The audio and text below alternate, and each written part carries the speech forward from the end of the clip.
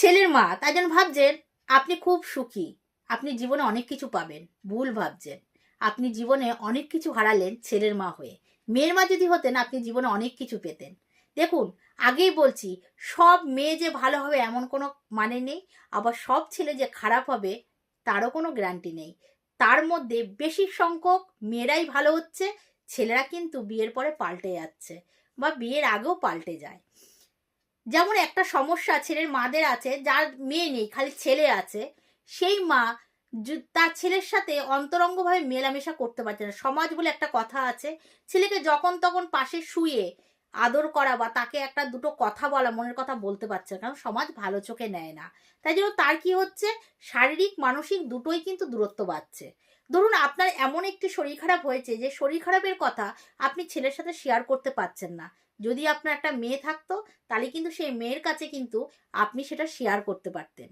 আবার ধরুন সেই মেয়েকে কাছে শুয়ে আপনার মনের দুটো কথা বলতে পারতেন। কেন, আপনার মেয়ে যেহেতু আপনার মনের ফিলিংসটা কিন্তু সে অনুভব করবে, যেহেতু সে মেয়ে। একটা ছেলে কিন্তু একটা মেয়ের মানে পরিস্থিতি অতটা চট করে বুঝতে পারে না। ব্যতিক্রম কতগুলো মানে ছেলেরা আছে তারা বোঝে, তাদের কথা আলাদা। তারপরে ধরুন আপনাকে কি পরলে মানাবে, কি পরলে মানাবে না, মেয়েরা কিন্তু খুব খেয়াল রাখে। দেখবেন যাদের মেয়ে আছে তাদের মাদের সবসময় সাজিয়ে গুছিয়ে সবসময় নিয়ে বের হয়। ধরুন কোনো অনুষ্ঠান বাড়িতে যাবে, সেও সেজেছে, মাকেও সুন্দর করে সাজিয়ে দিয়েছে।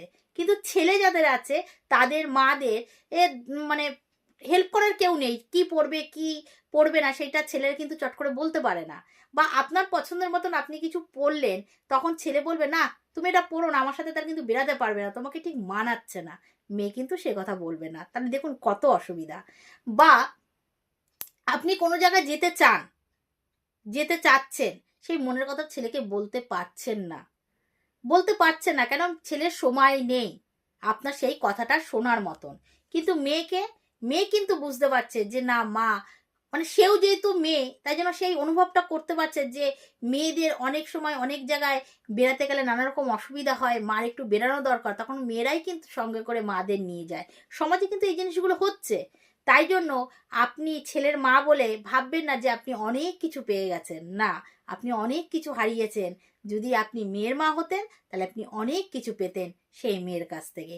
তাই জন্য আমি সবসময় বলি মেয়েদের প্রতি যত্নবান হন, মেয়েদের খেয়াল রাখুন, আর মেয়েদের অনেক অনেক ভালোবাসুন। ভালোবাসুন মানে এই না তার কিন্তু পরের ঘরে যেতে হবে, পরের ঘরে গিয়ে সে কিভাবে নিজেকে চলবে, শ্বশুর শাশুড়িকে আপনাকে যেরকম ভালোবাসছে সেভাবে শ্বশুর শাশুড়ি কীভাবে ভালোবাসতে হবে সেই শিক্ষাটাও কিন্তু দিয়ে শ্বশুর বাড়িতে পাঠাবেন।